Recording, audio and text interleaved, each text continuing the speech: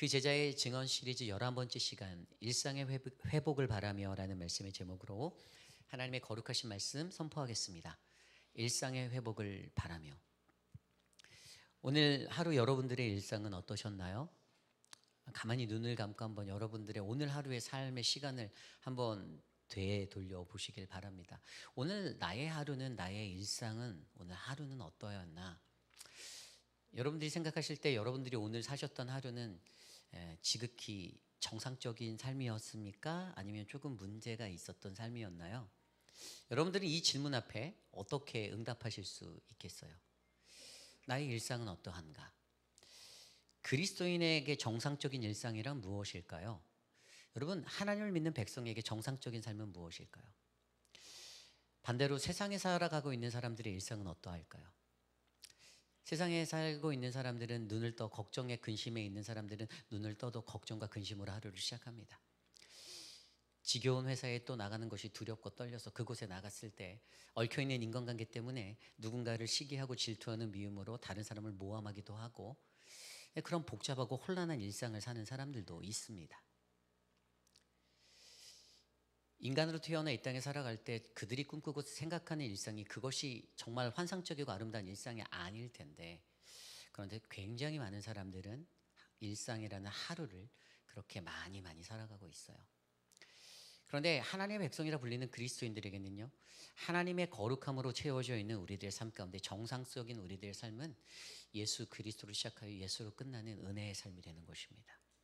눈을 띄어서 생각나는 분이 하나님이고 예수님이고, 잠이 들기 전에 누워서 생각나는 분이 예수님이고, 길가를 걸으며 만나는 사람들마다 나누는 담소는 정상회담을 하는 인간에 관해서 논하는 담화가 아니라 예수에 대해서 얘기하는, 예수 그리스도를 나누는 그런 이야기들로 가득 채워지는 것.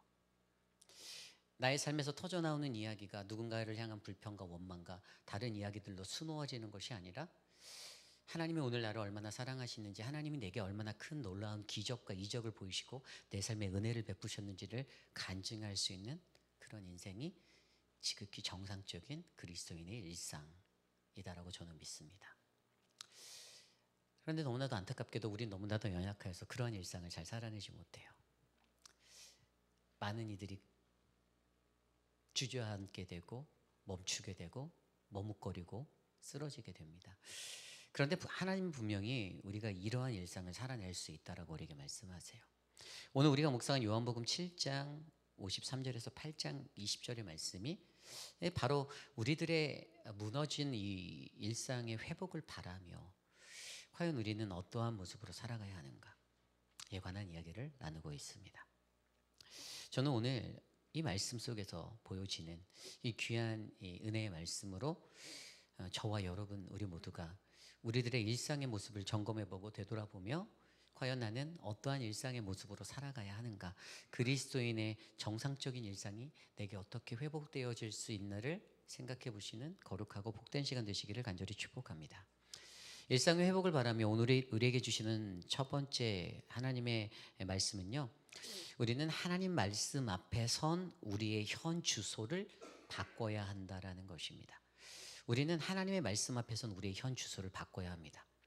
앞선 7장 전반부에 오늘 오전 새벽에 들었던 말씀에도 보면요, 예수님께서 외치셨죠. 초막절의 마지막 날에 나는 생수, 누구든지 내게 와서 마셔라. 내가 생수다. 누구든지 목마르거든 내게로 와라. 내가 생수의 강이다. 바로 나를 믿는 자는 그 배에서 생수의 강이 흘러나올 것이다 라고 말합니다. 그런데 하나님의 말씀 앞에 섰을 때 그들의 반응은 어땠습니까? 논쟁을 하거나 자신들의 생각들을 말합니다.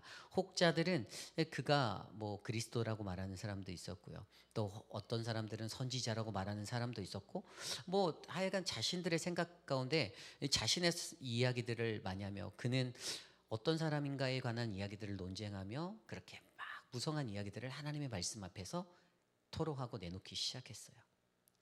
그런데 오늘 이 말씀이 시작되면서 53절이 말씀이 이렇게 시작돼요. 다 각각 집으로 돌아가고. 무엇이 느껴지세요? 하나님의 말씀 앞에 선 그들이요, 각각 집으로 돌아갔답니다. 수만 가지의 각각의 사견들, 생각들을 다 내놓았던 자들인데 자기의 생각도 내놓고 자기의 기준도 내놓고 그런 것을 얘기했는데 말씀이 다 각각 집으로 돌아갔다라고 설명하고 있어요. 이 말씀에서 이런 기대가 되지 않아요? 하나님 이 말씀의 논쟁이 있은 후에 그들이 예수를 그리스도라 고백했더라, 그들이 하나님을 알았더라 이렇게 써주면 굉장히 은혜가 될 텐데 그들은 다시 일상으로 돌아갔어요. 각각 자기 집으로 갔습니다. 쉼의 자리였던 자신의 삶의 일상의 자리에 그 쉼을 찾아 그들은 피곤한 논쟁을 멈추고 그리고 갔습니다. 여러분, 오늘 이 구절들을 묵상하며 다 각각 자기 집으로 돌아가고, 여러분들의 마음 가운데, 저와 여러분들의 마음 가운데 저는 이것이 바로 우리들의 신앙의, 우리들의 일상의 현 주소일 수 있다라는 생각이 들어요. 수많은 말씀을 대하고 수많은 말씀을 듣지만 그 말씀에 대한 반응과 결단과 그 진리를 대한 진정한 삶의 변화와 어떠한 것들이 드러나지 않은 채 각자의 소견을 말하고 자기의 생각을 말하며 때로는 불평도 하고 비판도 하고 원망도 하며 그렇게 살다가 결국에는 자기 집으로 돌아가 쉬려 하는 그러한 일상의 인생들. 여러분, 저와 여러분들이 우리들의 삶 가운데 나의 삶의 자리는, 하나님 말씀 앞에 섰던 나의 삶의 자리는 어떠한 삶의 자리였는지, 내 일상의 회복을 내가 바란다면 그 삶의 자리를 우리가 점검해 보아야 합니다. 그들이 쉼의 자리로 나갔어요. 그런데 다음 날 어떻게 됩니까? 그 다음 날 8장 1절에 보면 예수는 감난산으로 가셨고, 예수는 기도하러 감난산에 가셨죠. 아침에, 2절에 아침에 그들은 다시 일상으로 복귀합니다. 무엇을 들고 왔습니까? 정죄해야 할 여인을 끌고 와서 그들의 일상으로 세워놓아요. 물론 우리들의 일상이 이렇게 살고 계시지 않는 분들도 많죠. 다시 눈을 떠 하루를 시작하는데 오늘은 누구를 정죄해야 할 대상이 없을까? 오늘은 뭔가 불꽃투리를 잡을 게 없을까? 오늘은 어떻게 하면 내가 내 논리적으로 나의 의로움을 드러내며 내 것을 자랑할 수 있는 찬스가 없을까라는 그 기회를 갖고 다시 일상에, 아침의 일상으로 돌아갔던 사람들의 모습이 고스란히 보여지고 있습니다. 여기서 우리가 중요하게 여겨야 하는 것은요, 하나님 말씀 앞에서는 결단해야 되고 우리가 진리 가운데 회복해야 하고 변화되어야 할 어떤 그러한 판단해야 될 것은 뒤로 밀어버린 채, 이거 유보해버리는 거잖아요. 유예시켜버린 거잖아요. 뒤로 미룬 거예요.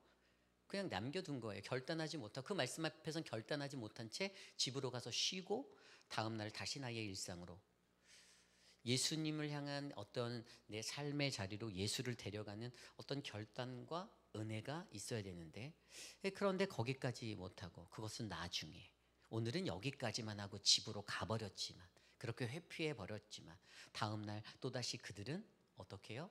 자신의 일상에서 자신의 적인 것을 따라 내게 원망이 되는 것, 내게 불편했던 것들, 가늠하다 걸린 여자들을 잡아 정죄할 대상을 찾아 헤매이는 하이에나처럼 그렇게 다시 일상의 삶을 나아가고 있는 모습을 우리에게 보여주고 있는 것입니다. 결국 여러분, 저와 여러분들은요, 이러한 말씀 앞에서 하나님의 말씀을 듣고 우리는 어디로 돌아가야 하는가에 대한 고민을 하셔야 합니다. 집으로 돌아가셔서 쉬시겠습니까? 아니면 낯선 예수를 따라 여러분들의 삶의 자리로 예수를 초청하시겠습니까? 우리들의 일상이 회복되지 않고 여전히 우리가 쳇바퀴 도는 인간미가 철철 넘치는 그러한 삶이 될 수밖에 없는 것. 내가 어떻게 하면 이 동네에서, 이 지역에서 내가 살아남을 수 있고, 내가 어떻게 하면 이곳에서 나만의 어떤 정확한 삶의 바운더리를, 이 진짜 페이트를 언제 떠나나 이런 마음으로 살아가는 게 아니라, 내가 그래서 나의 테두리를, 나의 울타리를 내가 어떻게 지을까를 고민해서 나의 사람들, 이 사람들은 나의 사람들, 이 사람들은 나의 사람들이라고 나의 영역을 만드는 그러한 인생들이 아니라, 어떻게 하면 예수가 내 삶에 들어와서 내 일상이 회복되어질 수 있을까를 고민할 수 있는 그런 은혜가 저는 오늘 이곳에 계신 저와 여러분들에게 채워지기를 간절히 기도합니다. 여러분 말씀에 나오는 그들의 일상이 되지 마십시오. 물론 이 그들의 일상이 오늘 우리의 일상이 될 수도 있지만, 그러나 여러분, 저와 여러분들에게는 하나님의 말씀, 이 진리를 바로 예수 그리스도를 통해서 우리가 들었지만, 우리들의 삶 가운데 그를 초대하고 그를 영접하여 그분의 말씀 가운데서 우리의 삶이, 우리의 일상이 예수 때문에 기쁘고 예수 때문에 즐겁고 예수 때문에 행복한 인생이 되기를 저는 이곳에 계신 저와 여러분 우리 모두에게 간절히 축복합니다. 오늘 우리들의 일상의 회복을 바라며 첫 번째 바로 하나님의 말씀 앞에 선 우리의 현 주소를 바르게 바꾸어야 한다입니다. 저와 여러분들의 삶에 그런 우리의 삶의 현 주소의 모습이, 태도가, 삶이 바뀌는 은혜가 넘치기를 간절히 축복합니다. 오늘 마지막으로 두 번째, 일상의 회복을 바라며 우리에게 주신 두 번째 말씀은요, 우리는 확신에 찬 우리의 일상의 회복을 권면으로 바꾸어 나가야 한다라는 것입니다. 우리는 확신에 찬 우리의 정죄를 일상의 회복의 권면으로 바꿔야 합니다. 우리는 확신에 찬 우리의 정죄를 일상의 회복의 권면으로 바꾸셔야 한다. 굉장히 중요한 거예요. 오늘 말씀 3절 4절 말씀 보면요, 서기관들과 바리새인들이 음행 중에 잡힌 여자를 끌고 왔죠. 그리고 예수께 말합니다. 선생이여, 이 여자가 간음하다가 현장에서 잡혔습니다. 그리고 5절입니다. 예수님이 이렇게 그들에게 묻습니다. 모세는 율법에 이러한 여자를 돌로 치라 명하였거니와 선생은 어떻게 말하겠나이까? 그들이 예수께 물었습니다. 여러분, 이 구절들을 묵상해 보면 여러분 무엇입니까? 바리새인들과 서기관들이 가지고 있었던 전제가 있죠. 확신에 찬 것이 하나 있었어요. 뭡니까? 이 여자는 죄인이다였습니다. 간음한 이 여자는 죄인이다. 앞서서 분명히 하나님 말씀 앞에서는 좀 더 지켜보자, 좀 더 생각할 시간이 필요해라는 유보와 유예와 회피의 것들로 인생을 대하였던, 그래서 자신의 일상이 어그러지게 만들었던 인생이 확신에 찬 것을 들고 나오는데, 그것은 이 여자는 죄인이다라는 아주 큰 확신을 자랑하고 말하고 있습니다. 그러면서 예수에게 물어봤잖아요. 모세는 율법에서 이러한 사람들을 돌로 쳐라고 말했는데, 이 하나님의 말씀을 들고 나오는 거죠.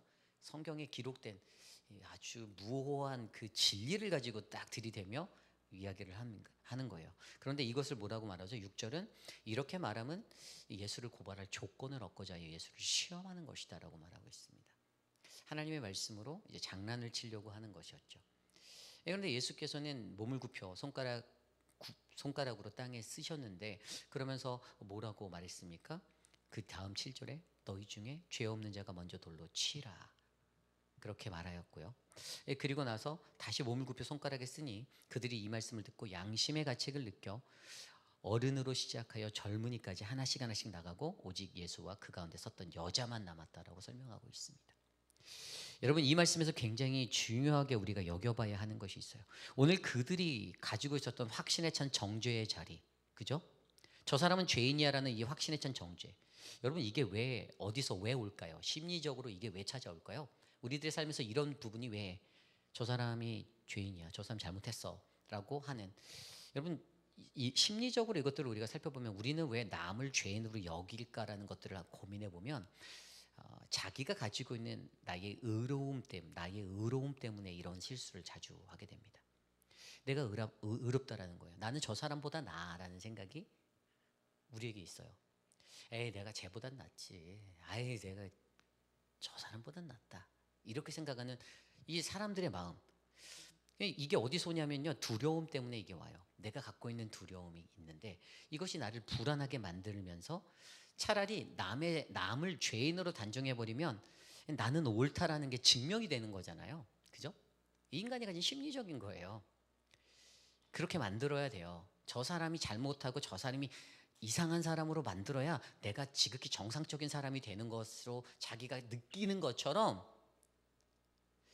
두려움이, 내가 가지고 있는 이 두려움 속에서 내가 만든 자기의 의로움이라는 것이 바로 이러한 확신에 찬 정죄의 자리를 만들어내고 있다는 것이에요. 그런데 이것을요, 예수님께서 극복할 수 있게 해놓으셨어요. 우리 모두가 가지고 실수할 수 있는 이 삶의 자리를 차라리 남을 죄인이라고 부르면 내가 안전해질 수 있어 라고 느꼈던 그 자리를 예수님은 오늘 말씀에서 이런 너희의 그 정죄의 확신에 찬 자리를 너희가 바꿀 수 있어, 깨트릴 수 있어라고 말하는 거죠. 이게 어떤 것이냐? 첫 번째 그들이 가지고 있었던 것은요, 첫 번째로 양심의 가책을 느껴야 한다고 말하고 있어요. 양심의 가책을 느끼래요. 5절 6절 말씀에 보면요, 불순하고 음흉한 마음을 가졌던 그들의 의도가 보였잖아요. 예수를 덫에 걸려고, 고발하려고, 틈을 잡으려고, 꼬투리를 잡으려고, 이제 프레이밍을 씌우기 위해서는요, 약간 컨퓨즈한 어떤 이리도 빠질 수 없고 저리도 빠질 수 없는 난공불락의 속을 공격할 때 진퇴양난할 수 있는 그런 질문을 던져놔야 되는데, 포진을 딱 쳐놔야 되는데, 바로 그런 질문들을 통해서 예수를 이제 빠뜨리려고, 딱 걸어버리려고 하는 그 음흉한 계획을 가지고, 그렇게 근본적인 속셈은 예수를 시험하려고 하는 것을 가지고 나갔는데, 예수님이 이때 주셨던 응답이 7절이었잖아요. 너희 중에 죄 없는 자가 먼저 돌로 쳐라고 말했어요. 그랬더니 그걸 가지고 뭐라고요? 그 상황 속에서 이 말씀을 듣고 9절에 양심의 가책을 느낀 사람들이 하나둘씩 떠나갔다. 다른 말로 돌을 들어 던진 사람은 한 명도 없었다. 거기에 남았던 사람은 오직 예수와 그 가운데 섰던 여자 단둘이 남았다 라고 성경은 전하고 있습니다. 여러분, 양심의 가책을 느끼지 못하는 사람들, 무엇이 죄인지 알지 못하는 사람들, 우리의 인생이 만약에 무엇이 죄인지를 인지하지 못한다면요, 예배도 쉬운 것이 되고요, 예배도 쉽게 클로즈할 수 있는 것이 되고요, 그냥 다 쉽게 접어버릴 수 있는 게, 이게 죄라고 생각 안 하는 거예요. 그것에 관해서 나의 확신이 맞다라는 거, 내가 맞기 때문에 나의 두려움을 삭제하기 위해서는, 이 두려움 속에 내가 가지고 있는 나의 자기 의료움을 세우기 위해서는 결국에 이러한 수를 쓰며 살 수밖에 없는 인생이 되는 거예요. 그런데 분명히 거기서 양심의 가책을 느끼래요. 그죠? 양심의 가책을 느껴라. 여러분, 양심의 가책을 느낀다는 단어를 정확히 파악해 보면 신앙적으로, 성경적으로, 여러분, 저와 여러분들은요, 머리로요 이미 죄가 뭔지 다 알고 있어요. 성경책 수도 없이 읽었고 하나님 말씀 엄청나게 들으셔서 뭐가 죄인지 우리 다 알고 있어요. 무엇이 죄인지 모르시는 분은 없어요. 거의 새신자 외에는, 불신자들 외에는. 그런데 죄가 무엇인지 이미 알고 있지만, 그런데 이 죄가 무엇인지 몰랐던 사람들도 아니었던 사람들인데, 그런데 알고 있기 때문에 찾아오는 고통의 자리가 있다라는 거예요. 인간에게는 죄가 뭔지 알아요. 그런데 그것을 합리화하고 죄가 아닌 것처럼 포장하려면 이런 꾸밈이 있어야 된다고요. 이 속임수를 써야 되는, 이런 못된 짓을 해서 예수를 걸어야만, 저 여자가 정죄를 받아야만 내가 의로운 자가 된다라는 그 논리가 성립이 된다라는 거예요. 양심의 가책은요, 여러분, 이거는요, 내가 알고 있으면서 찾아오는 나의 고통입니다. 지식적으로, 성경적으로 그걸 알고 있어요. 결국에 내 마음속에 이제 코트가 열리는 거예요. 이제 여기 다운타운에 가는 코트가 내 마음속에서 확 열리는 거예요. 내 마음속에 내 양심이 코트를 활짝 열어버리니까 이 죄보다 더 아픈 이 위선의 통증을 내가 막 느껴가며 이 코트 앞에, 법정 앞에 서는 거예요. 그런데 그러한 상황 속에서도 여러분 뭡니까? 예수 그리스도의 용서는요, 이건 뭡니까? 이것은 바로 우리가 죄라는 것을 양심으로 느끼게 하면서 거기서 죄라는 자리에서 벗어나게 만드는 것이 바로 예수 그리스도의 은혜잖아요. 예수님이 너 죄인이야? 여기에 목적이었을까요? 절대 아닙니다. 11절에도 나오잖아요. 예수께서 이르시되 나도 너를 정죄하지 아니하노니 가서 다시는 죄를 범하지 말라 하시니. 죄를 눈 감아줬다고 죄를 무죄하다고 무효화해 줬나요? 그렇지 않습니다. 죄가 없다고 선언하지 않았어요. 나는 너 정죄하지 않을게라고 말했지만 그 사람이 죄를 갖고 있는 건 맞아요. 그런데 뭡니까? 예수는 여인의 죄를 부인한 것이 절대 아니지만, 그러나 정죄할 자격이 오직 누구에게 있다? 하나님께 있다. 문제는 우리가 판단해서 내가 너를 죄인이라고 정죄하지 않을게, 이거라는 거죠. 그러니 뭐라고요? 다시는 죄를 범하지 말라라 라고 말하는 두 번째로 필요한 요소. 첫 번째가 양심의 가책을 느끼면 죄를 떠날 권면을 나누는 용기가 생기는 거예요. 그냥 말한 게 아니에요. 그것은 죄라고 얘기해 줘야 되는 거예요. 제가 어떤 분과 좀 오늘 대화를 나누다가 어떤 과거의 일들의 이렇게 어떤 그런 것들을 좀 이렇게 나누다가 자세하게 얘기해 드릴 수 없기 때문에, 그런데 제가 그분한테 그런 말을 했어요. 그러면 그것이 죄인 줄 알면 내 관계가 끊어지는 위기를 무릅쓰고라도 그렇게 살면 안 되지 않나요? 라고 얘기해 주셨어야 하는 거 아닌가, 이런 제가 질문을 역으로 드렸어요. 그분께. 그 사람은 그런 사람일 거야 라고 생각하고 살아가는 그 마음이 담겨져 있고 여전히 있는데, 그 정죄함 속에서 그러면 예전에 용기를 내서 당신이라도 당신 인생에서 그거 고쳐야 돼, 그거 아니야 라고 말하는, 그 말 하신 적 있어요? 라고 물었더니 매우 말을 안 하셨던 거죠. 그죠? 제가 그래서 말씀드렸어요. 그거 말하셨어야 한다라고. 이 관계가 끊어지는 한이 있더라도 이 사람이 내가 지치뽕하고선 다시 너를 보지 않을 거야 하고 나를 떠난다 할지라도 과감하게 그것에 대해서 죄에 대한 권면을 선포하셨어야 한다라고. 그가 다시 그 죄를 또 무시하고 또 그 죄를 또 짓고 그렇게 살아갈지언정, 그래도 우리가 진정한 하나님의 그리스도인이고 진정한 믿음의 공동체면 우리는 그가 죄를 떠날 수 있는 그 권면을 선포해야 하는 사람이 되어야 한다는 것을 나누었다라고요. 여러분, 죄를 미워하되 그러나 그 죄 짓는 사람을 미워하지 말라라고 얘기하잖아요. 그렇죠? 우리가 정죄하는 판단하는 자가 누구인지를 우리가 너무나도 잘 알기 때문에 하나님이 우리의 모든 판단자가 되시기에 예수도 오늘 이곳에서 자기의 판단을 멈추고 난 또 너를 정죄하지 아니하노니 그러나 너는 다시 가서 뭐라고요? 가서 너가 있는 그 자리에 머물러 있지 말고 그 자리를 옮겨야 돼. 너가 죄 가운데 서 있었던 그 자리를 떠나야 해. 움직여, 무브. 가서 다시는 범죄하지 마라. 여러분, 다시는 범죄하지 말라는 이 메시지가, 짧은 이 구절이 얼마나 핵심적인 줄 아세요? 이거는요, 굉장히, 그러니까 과거에 연연하지 않는 거예요. 네가 범죄했어. 근데 너는 도둑이 아니야. 너는 범죄자가 아니야. 너는 현재 그리고 미래의 소망 되시는, 그래서 너의 가능성은 여전히 있어. 너는 새롭게 될 수 있어. 너는 빛의 자녀야. 너는 하나님의 사람이야. 그 사람을 회복으로 이끌 수 있는 믿음의 선포가 된다라는 것입니다. 결국에 오늘 이것을 통해서 죄라는 것을 가볍게 여기지 않으면서도 이 죄를 벗어날 수 있는, 우리가 갖고 있는 이 죄성을 무너뜨릴 수 있는 그것을 오늘 우리들의 일상의 회복을 받은 우리들에게 가르쳐주고 계신다라는 겁니다. 우리는 여전히 확신에 찬 정죄를 할 때가 너무 많습니다. 저도 그렇겠죠.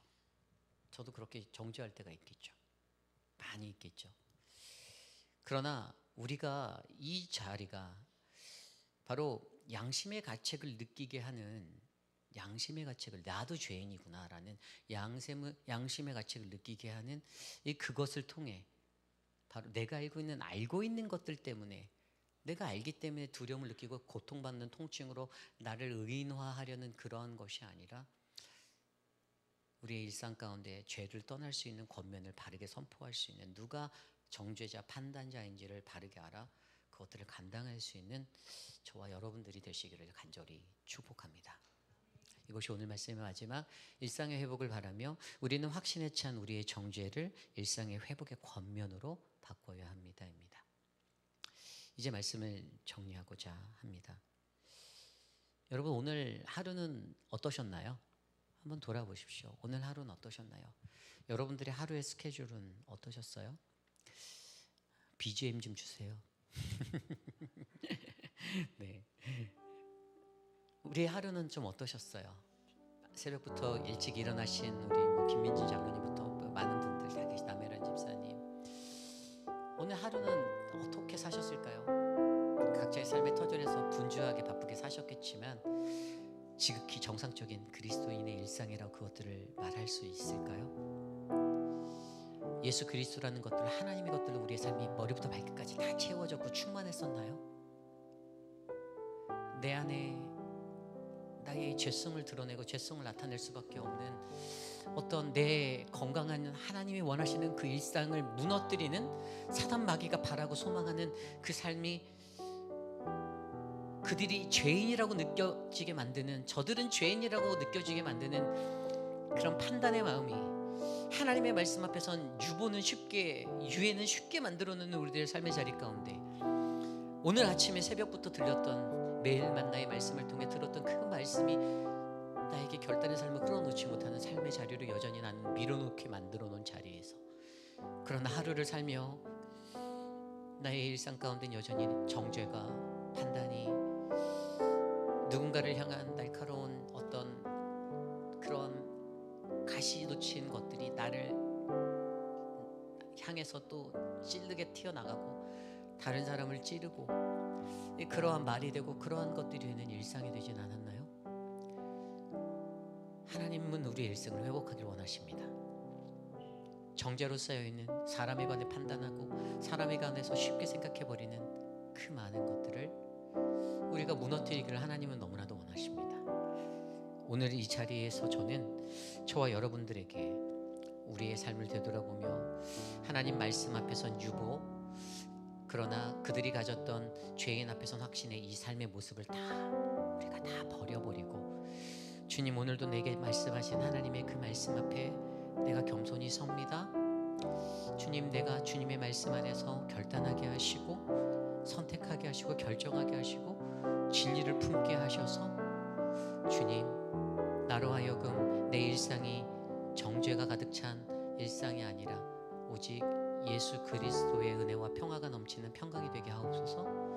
하나님, 나의 일상이 회복되어 누군가에게 죄의 자리를 벗어날 수 있는 권면을 던질 수 있는 그 메시지가 되게 하여 주시옵소서. 이 시간 오늘 주신 말씀을 놓고 함께 기도하며 나갑니다. 하나님, 우리의 삶의 방향의 전환점이 되기를 원합니다. 하나님, 양심의 가책을 느꼈던 다윗이, 양심의 가책을 느꼈던 베드로가 새벽닭이 울기 전에 주님을 부인했던 그의 삶의 자리에 그에게 찾아왔던 하나님 그 양심의 가책으로 눈물을 쏟으며 예수님과의 시선이 맞춰진 그 순간에 베드로가 밖으로 나가 심히 고통하였다라는 그 음성의 자리가 하나님 우리들의 삶에 찾아오지 않기를 간절히 소망합니다. 하나님, 우리들을 덮어주시고 우리들을 주님의 은혜로 채워주시고, 하나님 죄짓기 전에 고통하였던 다윗의 그 자리, 밧세바를 범한 그 자리에 나단 선지자의 선포를 듣고 하나님, 나는 주님께 죄를 범하였다라는 양심의 가책의 고백을